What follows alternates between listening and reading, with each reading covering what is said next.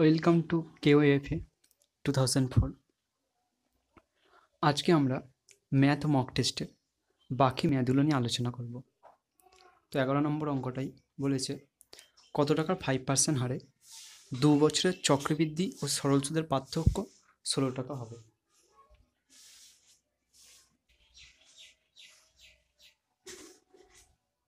আরটা বলছে এখানে 5%, টিটা বলছে 2 বছর, আর ডিফারেন্স হচ্ছে চক্রবৃদ্ধি সুদ আর সরল সুদের মধ্যে ডিফারেন্স হচ্ছে 16 টাকা।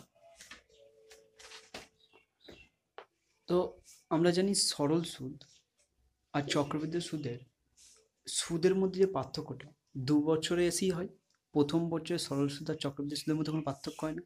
কারণ যদি ব্যাংকে প্রিন্সিপাল মানে আসল, যদি আমি ব্যাংকে আসল 1000 টাকা রেখে থাকি, যদি আমায় বলে যে আর হচ্ছে 10% হারে সুদ দেবে, 10% হারে সুদ দেবে, যদি 1 বছর টাইমটা 1 বছর হয়, যদি টাইমটা 1 বছর হয়, তাহলে আমি সরল সুদে কি পাবো? আই ইকুয়াল টু আমার কি P T R by 100, PTR by 100। তাহলে 1000 ইন্টু 10 ইন্টু 1 বাই 100, তাহলে আই সমান সমান আমার 100 টাকা আসবে। এটা সরল সুদে 100 টাকা পাবো 1 বছরে। কিন্তু যখন জটিল সুদে এটা করবো আমরা, জটিল সুদে কী হবে? আমাদের সুদের উপর সুদ দেবে। মানে জটিল সুদে 100 টাকাটা পাবোই, এইখানটাইতে 100 টাকা পাচ্ছি, যেমন নর্মালি 1 বছরে 100 টাকা পাবি 10% হারে। কিন্তু এই এটা 1000 টাকা করবো, আমি 100 টাকা পেলাম 1 বছরে। কিন্তু আমার সেকেন্ড বছরে যখন যাই, সেকেন্ড বছরেতেই 100 টাকাটা, মানে ফার্স্ট বছরে 100 টাকাটা সুদ তো সেকেন্ড বছর পাবা।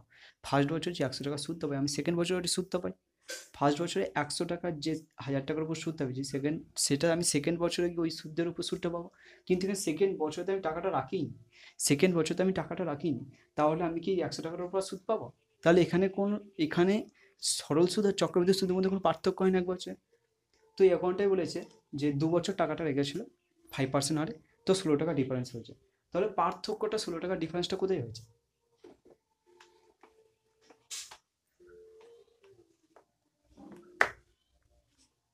এইখানে আসলটা ছিল, যে টাকাটা আমি ব্যাংকে রেখেছিলাম আসলটা ছিল। তো ফার্স্ট বছর আর সেকেন্ড বছর, তো ফার্স্ট বছর কী হয়েছিল? আসলটার উপর, এই পিটার উপর 5% হারে আমি একটা সুদ পেয়েছিলাম, কিছু সুদ পেয়েছিলাম। সেকেন্ড বছরেও 5% হারে এই আসলটার এখানে একটা সুদ পাবো, এখানে একটা সুদ পাবো। এই আসলটার 5% হারে প্রথম বছর একটা সুদ পাবো, সেকেন্ড বছরে এই আসলটা একটা সুদ পাবো 5% হারে। কিন্তু সেকেন্ড বছরে গিয়ে কী হয় চক্রবৃদ্ধি সুদে? সো এই ফার্স্ট বছর যে সুদটা পেয়েছিলাম, এই সুদটা তো জমে গেছিলো ওখানে। সেকেন্ড বছর যখন আমার সুদ দেবে, তখন এই টাকারও একটা সুদ দেয়, তাহলে এই অঙ্কটার সুদের এখানে যে পার্থক্য, সেটা হচ্ছে এইখানটায় আসছে। কারণ এই 2 বছর তো সরল সুদে এমনিই তো পাবো। এই 2 বছরে যদি আমার 100 টাকা দেয়, জটিল থেকে যদি 100 টাকায়, সরল সুদে আমি 100 টাকায় পাবো। তাহলে এদের মধ্যে যে পার্থক্য আছে, এই পার্থক্যটা কোথায় হচ্ছে? এইখানটায় হচ্ছে। মানে কি, এই সুদটা, এইখানে যে সুদটা পেয়েছিল এই টাকাটা, এই সুদ হচ্ছে এইটা। তাহলে এই 16 টাকাটা, তাহলে এই 16 টাকাটার আসল হচ্ছে এইটা, 16 টাকাটার আসল হবে এইটা।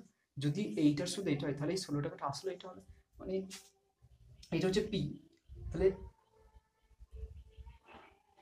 এই আই, এইটা যেহেতু 1 বছর গ্যাপ, 1 বছরের গ্যাপ, এটা হচ্ছে 1 বছরের গ্যাপ, কারণ এখান থেকে এটা 1 বছরের গ্যাপ। তাহলে আই ইকুয়াল টু আমরা কি জানি? P T R by 100। এখানে আই আমি জানি 16 টাকা, এখানে আই জানি 16 টাকা। পি কত? আমি পিটা জানি না, এখানে পিটা জানি না, এইটা আমি জানি না। টি কত আমার? 1 বছর, এইটা 5% হারই হবে, যেহেতু এখান থেকে এতগুলো সব 5% হারি, পুরো অঙ্কটা 5% হারই চলবে। তাহলে 5% হারই দেবে বাই 100। তাহলে এখানে পি সমান কি বার করতে হবে? 16 ইন্টু 100 বাই 5, 20, হচ্ছে 320। 16 × 32, 320 টাকা। এখানে 320 টাকা কি হলো? তাহলে এই ফার্স্ট বছর আমি 320 টাকা সুদ পেয়েছিলাম, কারণ এই 320 টাকারই 5% 16 টাকা পেয়েছিলাম এখানে। তাহলে এইখানে যে ফার্স্ট বছর সুদটা ছিল আমার কত টাকা ছিল? 320 টাকা ছিল। তাহলে এখানে ফার্স্ট বছর যে সুদটা ছিল আমার 320 টাকা ছিল, 320 টাকা ছিল। তাহলে এইখানে যে পিটা ছিল, এই পিটার 1 বছরের সুদ কত পেয়েছিল? 320 টাকা। তাহলে এইখানে যে পিটা ছিল, সেটা 1 বছর সুদ কত পেয়েছিল? 300 টাকা, সরি 320 টাকা।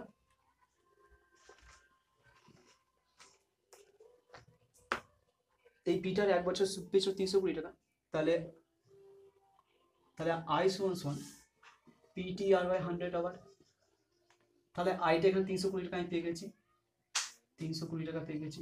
পিটা আমি জানি না, এটা সমান সমান পিটা আমি জানি না, টাইমটা কত বছর, 1 বছর, এখান থেকে এত টাকা 1 বছরই, আরটা 5%ই থাকবে বাই 100, তাহলে হচ্ছে 320 ইন্টু 100 বাই 5, এটা সমান সমান পি আসবে, তাহলে হচ্ছে 20, 32 × 64, তাহলে হচ্ছে 64 টাকা।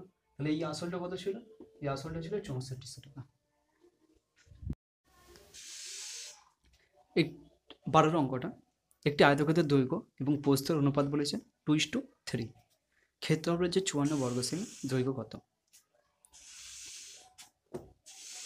তো এটা আয়তক্ষেত্র, এটা দৈর্ঘ্য, এটা প্রস্থ, ক্ষেত্রফল কি, এরিয়া সমান এ ইন্টু বি।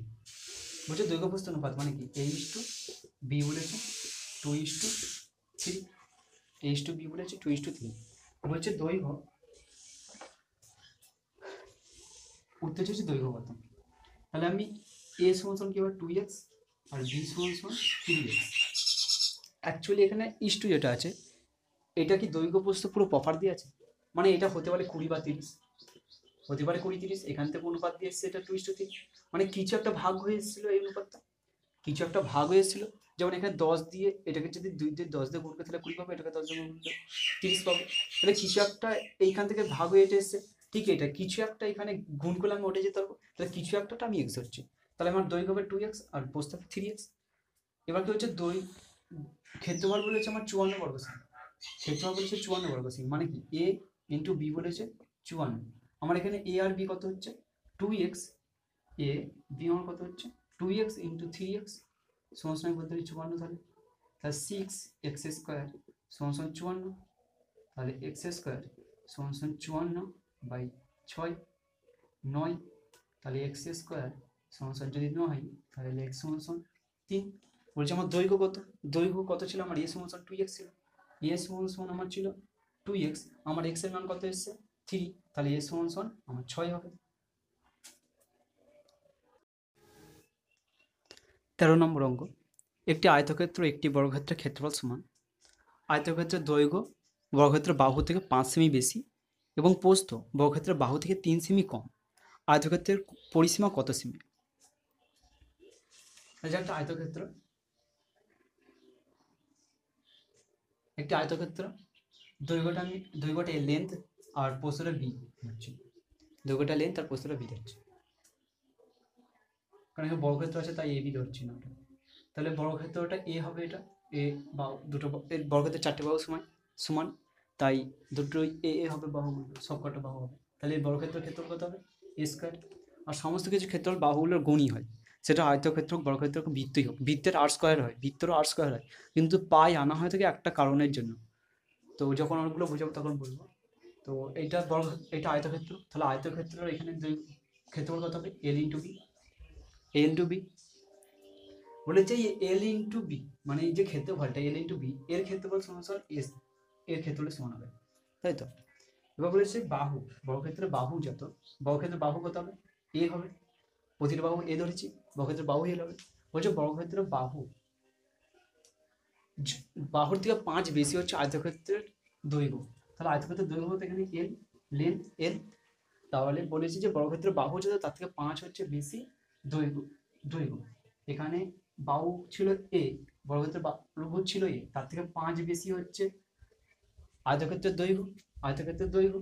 আর প্রস্থ কত বলেছে হবে বি, ব্রেথ কথা বলেছে যে বর্গক্ষেত্রের যত বাহু, বর্গক্ষেত্রের যত বাহু তার থেকে 3 কম হবে, তাই আমি বলতে ব্রেথ সমান সমান এ মাইনাস 3 হবে। এবার কি অঙ্কতে কি বলেছি এল বি মানে আয়তক্ষেত্রের ক্ষেত্রফল আর বর্গক্ষেত্রের ক্ষেত্রফলের সমান হবে, তাহলে আয়তক্ষেত্রের ক্ষেত্রফল এই দুটো এল ইন্টু বি কি হবে এ প্লাস বি, এল বি হচ্ছে এ মাইনাস 3, দৈর্ঘ্য ইন্টু প্রস্থ, ক্ষেত্রফল এল ইন্টু বি হলো, এইটা সমস্যা কি বলছে এ স্কোয়ার হবে, বর্গক্ষেত্রের ক্ষেত্রফল এ স্কোয়ার, তাহলে এইটা গুণ হবে এ এর সাথে এটা আগে গুণ করো এ স্কোয়ার, এর সাথে এ গুণ, তারপর এ এর সাথে -3 গুণ, তাহলে -3 হবে, তারপর 5 এর সাথে এ গুণ হবে 5 হবে, প্লাস মাইনাসে মাইনাস 3 5 15 হবে, এইটা সমান সমান বলতে পারি এ স্কোয়ার। এটা সমান সমান আমার এ স্কোয়ার হবে, এ স্কোয়ার কেটে যাবে, এখানে বিয়োগ হবে, প্লাস মাইনাসে বিয়োগ হয়, কিন্তু যার বড়, যে বড় তার সাইন বসে, তাহলে প্লাস 2a হবে ইকুয়াল টু -15 চলে, এটা প্লাস মানে ওইদিকে গেলে +15 হয়ে যাবে, তাহলে 2a সমান সমান আমার 15, তাহলে a সমান সমান আমার 15/2 সমান সমান হচ্ছে 7.5। তাহলে এখানে এটা কার বাহু কে এলো, a সমান সমান আমার কি এলো, তাহলে বর্গক্ষেত্রের বাহু এলো, বর্গক্ষেত্রের বাহু আমার 7.5 এলো। আমার চেয়েছে আয়তক্ষেত্রের পরিসীমা কত, আয়তক্ষেত্রের পরিসীমা কত, তাহলে আয়তক্ষেত্রের বাহু কত হবে, বর্গক্ষেত্রের যত বাহু তার থেকে 5 বেশি হবে, বর্গক্ষেত্রের বাহু কত 7.5 এসছে, তাহলে বর্গ 7.5, এখানে এটা তাহলে 7.5 হিসাব মতো হবে। তাহলে লেন্থ কত হলো আয়তক্ষেত্রের 12.5, লেন্থ 12.5 হবে, আর বলেছিল প্রস্থ হবে এর থেকে 3.5 কম, তাহলে 7.5 - 3 মানে হচ্ছে 4.5, 4.5 হবে এটা তখন।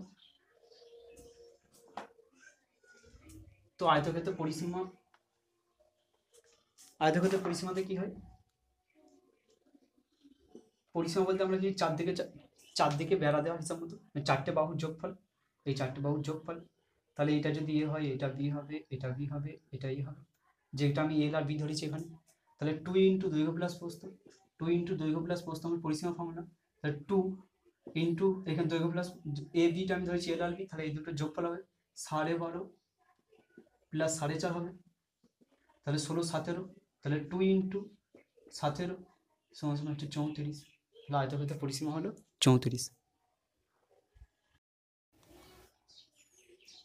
পরের অঙ্ক 14টা বলছে স্থির জলে নৌকার বেগ 10 কিমি/আওয়ার, স্থির জলে নৌকার বেগ 10 কিমি/আওয়ার, স্রোতের বেগ হচ্ছে 4 কিমি/আওয়ার, স্রোতের অনুকূলে 56 কিমি যেতে নৌকাটির কত সময় লাগবে। তো নৌকা স্রোতের অঙ্ক এটা, আপ স্ট্রিম, ডাউন স্ট্রিম, আর এখানটা থেকে বোট স্পিড মানে হচ্ছে নৌকার বেগ, বোট স্পিড, নৌকার বেগ অথবা স্টিল ওয়াটার, আর এখান থেকে স্পিড অফ স্টিম, স্রোতের বেগ, এইদিকেও থাকে স্পিড অফ স্টিম, স্রোতের বেগ। তো এখানে আপস্ট্রিম বলতে বোঝানো হয় থাকে, আপস্ট্রিম বলতে যখন আমরা স্রোতের বিপরীত দিকে যাই, মানে স্রোত বইছে যে দিক থেকে তার উল্টো দিকে যখন যাবো, স্রোতের সাথে মোকাবিলা বা স্রোতের সঙ্গে যখন মোকাবিলা করতে যাবো, স্রোতের বিপরীতে যাচ্ছি, তখন এটা হচ্ছে প্রতিকূল, তখন সেটা বলবে প্রতিকূল। আর যখন স্রোতের সাথে সাথে যাবো তখন হচ্ছে ওটা অনুকূল, যেটা ইংলিশ হচ্ছে ডাউন স্ট্রিম, আর প্রতিকূলের ইংলিশ হচ্ছে আপস্ট্রিম। বোট স্পিড হচ্ছে নৌকাটার যে স্পিড আছে সেইটা, আর স্টিল ওয়াটার হচ্ছে স্থির জল। বোট স্পিড আর স্টিল ওয়াটার স্থির জলের গতিবেগটা একই হয়।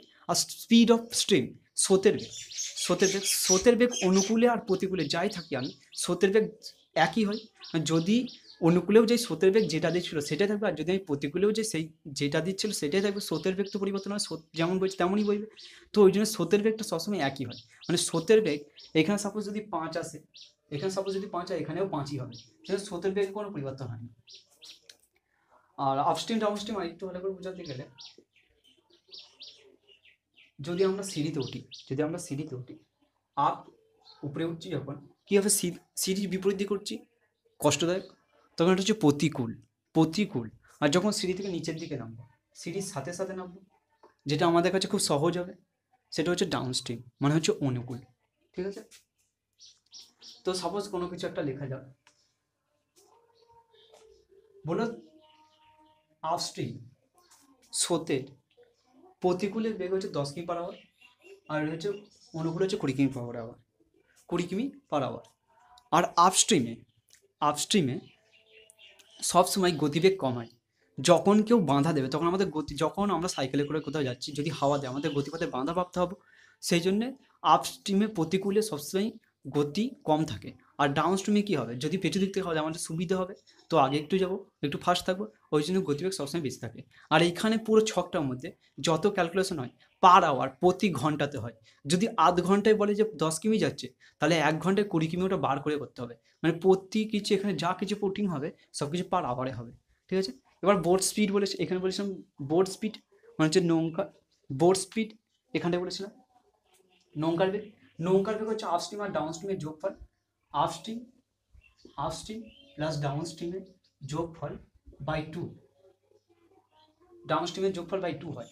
তাহলে এখানে 10 আর 20 হচ্ছে, এখানে 10 আর 20 বাই 2, তাহলে হচ্ছে এটা নৌকার বেগ হবে, নৌকার বেগ হবে। তাহলে হচ্ছে 15 আসবে, 15। তাহলে হচ্ছে বোট স্পিডটা হচ্ছে 15 কিমি পার আওয়ার, বোট স্পিড হচ্ছে 15 কিমি পার আওয়ার। এই দিক থেকে এটা বিয়োগ 5, আর এই দিক থেকে এটা বিয়োগ 5। মানে এইখানে অঙ্ক ঠিক বা ভুল সবটাই বুঝতে পারবে। এইখানে যদি দুদিকই সমান আসে বিয়োগফল করে, এখানে যেমন দুদিকে এইদিকে বিয়োগফল 5 আসছে, এইদিকে বিয়োগফল 5 আসছে, এখানে তার মানে সব কিছু তথ্য ঠিকঠাক আছে। যদি দুটো উত্তর এখানে আলাদা, এইদিকে 5 ওইদিকে 6 এরকম যদি কোনো কারণে হয়, তাহলে জানবে কোথাও ভুল করছো। ঠিক আছে, এইটা হচ্ছে পুরো এটা। যদি আরও ডিটেলস সম্বন্ধে জানতে চাও তাহলে আমায় বলবে, আমি বলে দেবো। তো যে অঙ্কটা ছিল সেই অঙ্কটা যাওয়া যাক।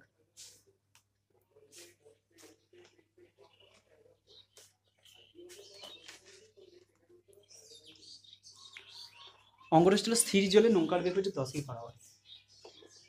এখানে আপস্ট্রিম, এটা ডাউন স্ট্রিম। স্থির জল বলেছে, নৌকার বেগ আর স্থির জল স্টিল ওয়াটার একই জায়গায় মাঝখানে, তাহলে এইটা বলেছে 10 কিমি পার আওয়ার, এইটা বলে দিয়েছে 10 কিমি পার আওয়ার। আর স্রোতের বেগ, স্রোতের বেগ বলেছে 4 কিমি পার আওয়ার, স্রোতের বেগ এখানটায় আমি বলছি দুদিকে 4 কিমি পার আওয়ার, মানে কি দুদিকে 4 কিমি পার আওয়ার, কারণ এখানে মানটা সবসময় একই হয়। স্রোতের বেগ দুই জায়গাতেই একই হবে, সেটা অনুকূলই হোক আর প্রতিকূলই হোক। তো বলেছে ডাউন স্ট্রিমে 56 কিমি যেতে, অনুকূলে 56 কিমি যেতে নৌকাটি কত সময় লাগবে, অনুকূলে 56 কিমি যেতে নৌকাটি কত সময় লাগবে। আমি যে একটু আগে যেটা বললাম, 10 ছিল, 20 ছিল, এখানে 15 ছিল, এটা 5 ছিল, এটা 5 ছিল। আমি কি বলেছি, অনুকূলে সবসময় স্পিড বেশি হবে, অনুকূলে সবসময় স্পিড বেশি হবে। যদি এই দুটো না দেওয়া থাকতো আমরা কি বার করতে পারতাম না, আমরা কি বার করতে পারতাম? অনুকূলে কি হয়েছে, স্পিড বেশি থাকবে বলেছি, তাহলে অনুকূলে স্পিড মানে বেশি কি, মানে এই দুটোর যোগফল এখানটায় পুট হবে, এই দুটোর যোগফল এখানে পুট হবে, কারণ এইখান থেকে এইটা বিয়োগ করে যদি এটা পাই, তাহলে এই দুটোর যোগ করে আমি এটা পাবো। আর অনুকূলে স্পিড বেশি হয়, তাহলে এটা কি হবে, যোগ হবে। আর প্রতিকূলে কি হয়, স্পিড কম হয়, তাহলে বিয়োগ হবে। তাহলে এটা বিয়োগ করলে এখানটায় 10 পাবো। তো এইখানটায় আমরা এটা বার করতে পারবো। অনুকূলে কি হবে, স্পিড বেশি হবে বলেছি আমি, তাহলে এটা কি হবে 14 হবে। আর এটা স্পিড কম হবে বলেছি, তাহলে কি হবে বিয়োগ হবে। তা 6 আর 14 কত হয়, 20 হয়, বাই 2, তাহলে 10 আসবে নৌকার বেগ। তো এবার বলেছি 56 কিমি যেতে কত সময় লাগবে, অনুকূলে 56 কিমি যেতে কত সময় লাগবে। আমি কি বলেছি, এখানে যত কিছু পার কিমিতে হয়, পার ঘন্টা পার আওয়ার হয়, ঘন্টা পার আওয়ার হয়, তাহলে অনুকূলে 1 ঘন্টায় কত কিমি যাচ্ছে, 14 কিমি, 1 ঘন্টায় যাচ্ছে 14 কিমি, 56 কিমি যেতে হবে। তাহলে 1 ঘন্টায় যদি 14 কিমি যাচ্ছে 1 ঘন্টায়, 14 কিমি যাচ্ছে 1 ঘন্টায়, তাহলে 56 কিমি যাবে কত ঘন্টায়, তাহলে 56/14, তাহলে হচ্ছে 4 ঘন্টা সময় লাগবে। আর যদি কেউ এইটা অঙ্কটা না বুঝে থাকো, তাহলে আমি বলবে প্রথম থেকে, মানে এই চ্যাপ্টারটা পুরোটা একবার তাহলে করে দেখাবো। পরের অঙ্কটা বলছি, এ একটি কাজ 20 দিনে করতে পারে, 4 দিন কাজ করার পর এ চলে গেছে। তারপর বি এসেছে, কাজটা শেষ করেছে। সম্পূর্ণ কাজ শেষ করতে বি কতদিন সময় লাগাতো? যদি বি একা কাজটা করতো ওই কাজটাই, তাহলে বি এর গোটা কাজটা কতদিন লাগতো, এইটা চেয়েছে। এই কাজটা এই কাজটা করতে পারে যে 20 দিনে, এই একটা কাজ করতে পারে 20 দিনে, 20 দিনেও শেষ করতে পারে। কিন্তু কি করেছে, 4 দিন কাজ করেই চলে গেছে। তাই 4 দিন কাজ করেছে মানে কি, এই 20 দিনের মধ্যে 4 দিন কাজ করেছে। হিসাব মতো তখন 16 দিন ছিল, 16 দিন ও যদি কাজটা করে যেত তাহলে কাজটা শেষ হয়ে যেত। কিন্তু এর এই 16 দিন কাজটা করতে, মানে যেটা এ এর 16 দিন লাগে, সেটা বি এসে 12 দিনে করে দিয়েছে। তাই আমি বলতে পারি তো, এ যেটা 16 দিনে করে, এ যেটা 16 দিনে করে, বি সেটা 12 দিনে করে। এ যেটা 16 দিনে করে, বি সেটা 12 দিনে করে। বলে কোশ্চেন চেয়েছে এখানে বি গোটা কাজটা কত দিনে করতো। এ 20 দিনে টোটাল কাজটা করতো, এ 20 দিনে টোটাল কাজটা করতো। এই এর 16 দিনটা বি 12 দিনে করছে, এ এর 16 দিনটা বি 12 দিনে করছে। তাহলে এ যেটা 20 দিনে করতো, এ যেটা 20 দিনে করতে, সেটা বি কত দিনে করবে এটাই চেয়েছে। তাহলে 16 দিন সমান সমান এ এর 16 দিন সমান সমান বি এর 12 দিন, এ এর 20 দিন সমান সমান বি এর কত দিন, তাহলে হচ্ছে 12 ইন্টু 20/16 হবে। তাহলে হচ্ছে 3, 4 হচ্ছে 4, 4 হচ্ছে 5, তাহলে 15 দিনে কাজটা শেষ করতো, গোটা কাজটা।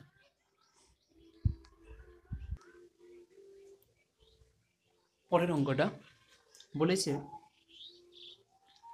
এ বি একত্রে 8 দিন একটি কাজ করতো, বি সি ওই কাজটা করলে 12 দিন লাগাতো, এ বি সি আবার একত্রে করলে 6 দিন লাগাতো। তাহলে এ আর সি যদি একত্রে কাজটা করতো কতদিন সময় লাগতো?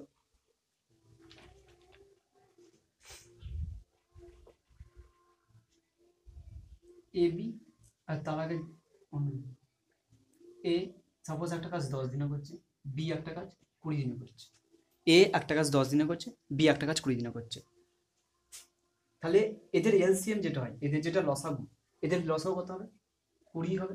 এই যে 20 যে লসাগুটা এলো, এদের হচ্ছে এটা টোটাল কাজ, মানে যতগুলো কাজ ছিল এদের 20টা কাজ করতে বলা হয়েছিল, যেটা এ 10 দিনের সময় লাগেছিল আর বি লাগেছিল 20 দিন। তাহলে এ একদিনে কতগুলো কাজ করতো? দুটো, 10 দুগুণে 20 হয়। আর বি একদিনে কতগুলো কাজ করতো? একটা। কারণ না, যার এখানে স্পিড বেশি হবে, এ যদি একদিনে দুটো করে কাজ করছে, এর স্পিড বেশি, এ একদিনে দুটো কাজ করতো, তাহলে একদিনে দুটো কাজ করলে ওর তো টাইম কমই লাগবে, তাই 10 দিন লেগেছে। আর বি একদিনে একটা কাজই করতো, তাই ওর 20 দিন সময় লেগেছে 20টা কাজ করতে। তো এই দিকে যেটা এলো, আমরা এখানে কি লিখছি? যত টাইম লেগেছিল সেই টাইমটা। আর এইদিকে কি হলো? এটা এফিসিয়েন্সি, কার কাজের দক্ষতা কতটা, কার কাজের দক্ষতা কতটা। কারণ এর কাজের দক্ষতা বেশি তাই টাইম কম লেগেছে, যার দক্ষতা বেশি তার সময় কম লাগবে, যার দক্ষতা কম তার সময়ও বেশি লাগবে। ঠিক আছে? তো এখানে এ আর বি, যদি এখানে কোশ্চেন যেহেতু এ আর বি একত্রে কতদিনে কাজটি করবে, এ আর বি একত্রে কতদিনে কাজটি করবে, তাহলে এ আর বি একত্রে কটা কাজ করে এখানে? 3টে। তাহলে একত্রে যদি কাজটা করতো, এ আর বি একত্রে 3টে কাজ করে, তাহলে একত্রে টোটাল কাজ করলে 20টা কাজ দিয়েছিল, তাহলে 20/3 হতো। একদিনে 3টে কাজ করতো, যখন একত্রে করতো 20টা টোটাল কাজ ছিল, তাহলে 6×2 দিন লাগতো তখন। তো এই অঙ্কটা এরকম দিয়ে নিবে, জাস্ট বোঝাবার জন্য বললাম কি হয় এখানটায়। তো যে অঙ্কটা দিয়েছে সেটাতে যাওয়া যাক। বলেছে এ আর বি, এ আর বি, এ আর বি একত্রে কাজ করতো 8টা, বি আর সি একত্রে করতো 12টা, আর A B B, A plus B plus C করতো একত্রে 6 দিন। এ এ প্লাস বি একত্রে একটা কাজ করতো 8 দিন, বি প্লাস সি করতো 12 দিনে, আর এ প্লাস বি প্লাস সি করতো 6 দিনে। তো এখানে যতজনকে বলছে ততজনাই থাকবে এদিকে, যতজন, যদি 4 জন বলে 4 জনাই থাকবে, 3 জন বলে 3 জনাই থাকবে, যেমন বলছে তেমন। এগুলো সব দিন ছিল তাই এইদিকে লিখেছি। তো এরপর কি বললাম, এইখানে যেটা হয় এদের এলসিএম হবে, এদের এলসিএম হবে। তো এখানে এলসিএমটা যেটা কি হবে, ওদের টোটাল কাজ দিয়েছিল সেটা আসবে। তাদের এলসিএম কত হবে? 24। তাহলে 24টা কি ছিল? ওদের টোটাল কাজ দিয়েছিল। তাহলে এ আর বি একত্রে একদিনে কটা কাজ করতো?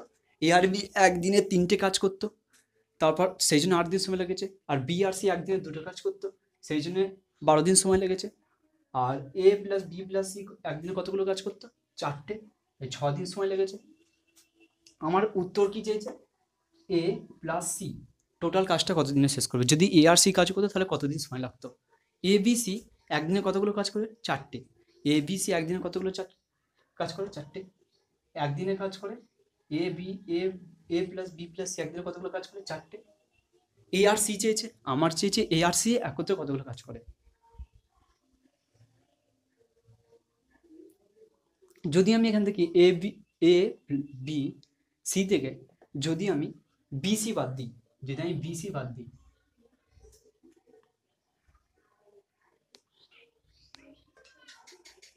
তাহলে এ এ প্লাস বি প্লাস সি একদিনে কটা কাজ করে? 4টে কাজ করে। আমার চেয়েছে এ আর সি একত্রে টোটাল কাজটি কত দিনে শেষ করবে, এ আর সি চেয়েছে। যদি আমি এ প্লাস বি প্লাস সি থেকে যদি আমি বি সিকে বাদ দিই, আমি কাকে পাবো? এ কে পাবো। তাহলে বি একদিনে কতগুলো কাজ করে? বি আর সি একদিনে কতগুলো কাজ করে? বি আর সি একদিনে 2টো কাজ করে।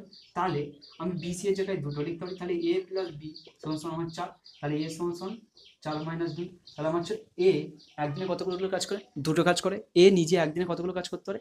2টো কাজ করতে পারে। এবার আমার সি কেও দরকার, বলেছি আর সি একত্রে কাজ করে, তাহলে আমার সি কেও দরকার। যদি আমি এ বি সি থেকে যদি আমি এ আর বি কে বাদ দিই, যদি এ বি সি থেকে আমি এ আর বি কে বাদ দিই, তাহলে আমি সি কে পাবো। তাহলে এ আর বি একত্রে কতগুলো কাজ করে? এ আর বি একত্রে কতগুলো কাজ করে? 3টে কাজ করে। তাহলে 3 প্লাস সি সমান সমান আমার 4, তাহলে সি সমান সমান 4 - 3 সমান সমান 1। তাহলে আমার এ একদিনে 2টো কাজ করে, আর সি একদিনে আমার কতগুলো কাজ করে? একটা কাজ করে। তাহলে এ আর সি যখন একত্রে কাজ করবে, এ আর সি যখন একত্রে কাজ করবে টোটাল কতগুলো কাজ করবে? একদিনে 3টে কাজ করবে, 3টে কাজ করবে। টোটাল আমার কাজ কতগুলো ছিল? এই কাজটাই তো করবো না, টোটাল এই কাজটা যেটা দিয়েছিল 24টা কাজ ছিল, তা 24টা কাজ করতে কতদিন সময় লাগবে? 8 দিন সময় লাগবে। তাহলে এ আর সি যদি কাজটা করতো 8 দিনে শেষ করতো। 17 অঙ্কটা বলে 10 মিটার দীর্ঘ এবং 7 মিটার প্রস্থ বিশিষ্ট একটি আয়তকার মাঠের পরিসীমা বরাবর বাইরের চারদিকে সমান চওড়া 84 বর্গমিটার রাস্তা আছে, রাস্তাটি কত চওড়া ছিল? আয়তক্ষেত্র বলছে, আয়তক্ষেত্রটা দৈর্ঘ্য হচ্ছে 10, প্রস্থ হচ্ছে 7, সমান চওড়া বিশিষ্ট পরিসীমা বরাবর সমান চওড়া বিশিষ্ট একটি রাস্তা আছে, মানে এরকম রাস্তা আছে একটা, যার ক্ষেত্রফলটা হচ্ছে এই ক্ষেত্রফলটা হচ্ছে 84 বর্গ সেমি। তাই এই যে এই বড় আয়তক্ষেত্রটা থেকে যদি আমরা ছোট আয়তক্ষেত্রটাকে, এই বড় আয়তক্ষেত্রটা থেকে যদি আমরা ছোট আয়তক্ষেত্রটা ক্ষেত্রফল বাদ দিই, তাহলে আমরা রাস্তার এই ক্ষেত্রফলটা পাবো।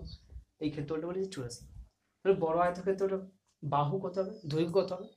ছোটটার এই ভিতরেরটা হচ্ছে 10, যদি আমি ধরে নিলাম যে রাস্তাটা চওড়া হচ্ছে 10 এক্স সেমি, রাস্তাটা চওড়া হচ্ছে এক্স সেমি, তাহলে এক্স সেমি চওড়ার জন্য এক্স সেমি চওড়া, কিন্তু দৈর্ঘ্যটা কি হবে? যখন এটা রাস্তাটা চওড়া হবে দৈর্ঘ্যটা কি হবে? এইদিকে এক্স বাড়বে, এইদিকেও এক্স বাড়বে। তার মানে রাস্তাটা যদি এক্স মিটার চওড়া হয়, তাহলে পরের দৈর্ঘ্য কত হয়ে যাবে? 10 + 2x, কারণ এই চওড়াটা তো দুদিকেই বাড়বে, এইদিকে এক্স বাড়বে, এইদিকেও এক্স বাড়বে, তাহলে 2x চওড়া বেড়ে যাবে, তাহলে 10 + 2x হয়ে যাবে আমার তখন দৈর্ঘ্য। প্রস্থটাও তো ঠিক বাড়বে ওরকম, প্রস্থটাও বাড়বে দুদিকে এরকম, এইদিকেও এক্স মিটার বাড়বে, এইদিকেও এক্স মিটার বাড়বে, তাহলে দুদিকে প্রস্থ হয়ে যাবে, তখন 7 ছিল আগে প্রস্থ, তাহলে এখন হয়ে যাবে 2x + 2x প্রস্থ। তাহলে রাস্তাটা চওড়ার পর আয়তক্ষেত্রটার এই বড়টার বাহু কত হলো? দৈর্ঘ্য হলো 10 + 2x আর প্রস্থ হলো 7 + 2x। তাহলে এই বড়টার ক্ষেত্রফল থেকে যদি আমরা ছোটটার ক্ষেত্রফল বাদ দিই, তাহলে 84 পাবো। তাহলে বড়টার ক্ষেত্রফল কি হবে? বাহু হলো আমার বড়টার বাহু হলো কত? 10 + 2x ইন্টু 7 + 2x, এটা হচ্ছে প্রস্থ। এই দুটো গুণ করলে আমি ক্ষেত্রফল পাই, এটা থেকে মাইনাস ছোটটার ক্ষেত্রফল কত হবে? 770। 70 যদি বিয়োগ দিই আমি 84 পাবো।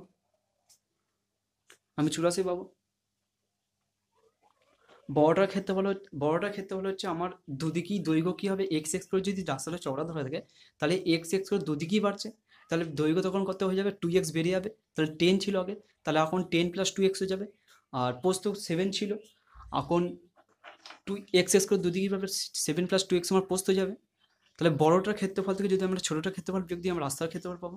রাস্তার ক্ষেত্রফল বলতে 84, তাহলে 10 + 2x ইন্টু 7 + 2x, এটা হচ্ছে আমার বড়টার ক্ষেত্রফল, মাইনাস ছোটটার ক্ষেত্রফল হচ্ছে 70, তাহলে এই দুটো বিয়োগফল আমার 84 হবে।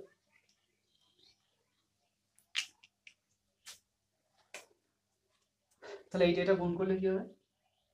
10-এর সাথে এইটা পুরোটা গুণ হবে, তাহলে 7 × 10 = 70, প্রথমে 70, 10 সাথে প্লাস 2x গুণ, তাহলে 20x প্লাস এই 2x এর সাথে 7 গুণ, তাহলে 14x প্লাসে প্লাসে প্লাস 2x + 2x গুণ হবে, তাহলে হচ্ছে 4x² মাইনাস 70 ইকুয়াল টু আমার 84।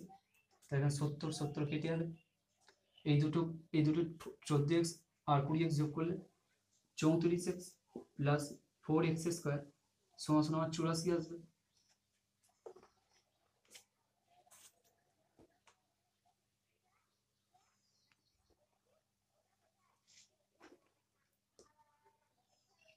তাহলে 4x² প্লাস 34x মাইনাস 84 সমান 0। তাহলে এবার এখান থেকে x এর মান বার করতে হবে, এটা মিডল ফ্র্যাকশন করতে হবে। মিডল ফ্র্যাকশন হচ্ছে এই 4x, এই 4 আর 84 এই দুটো গুণ করলে 4 আর 84 সংখ্যা এই দুটোর মানে এমন দুটো সংখ্যা বাস্তব হবে যাদের গুণফল 4 আর 84 গুণফলের সমান হবে, অথচ যোগ করে 34x হবে, যোগ বা বিয়োগ করে 34x আসতে হবে। 4 আর 84 থেকে 4 আর 84 গুণফল মানে 4 আর 84 এমন দুটো সংখ্যা বার করতে যেটা 4 আর 84 গুণফলের সমান হয়, আর 34x আসতে হবে, সেটা বিয়োগ করে হোক আর যোগ করে হোক। তাহলে 4x² 4x² ছিল plus 42x minus 8x minus 84 সমান 0। 4 আর 84 গুণ 4 4 16 4 হাজার 4 8 32 33 336। 42 আর 8 গুণ করলে 336। 42 আর 8 গুণ করলে 8 9 16 4 হাজার 4 8 32 33 336। আর বিয়োগ করলে 34x আসছে, বিয়োগ করলে 34x আসছে।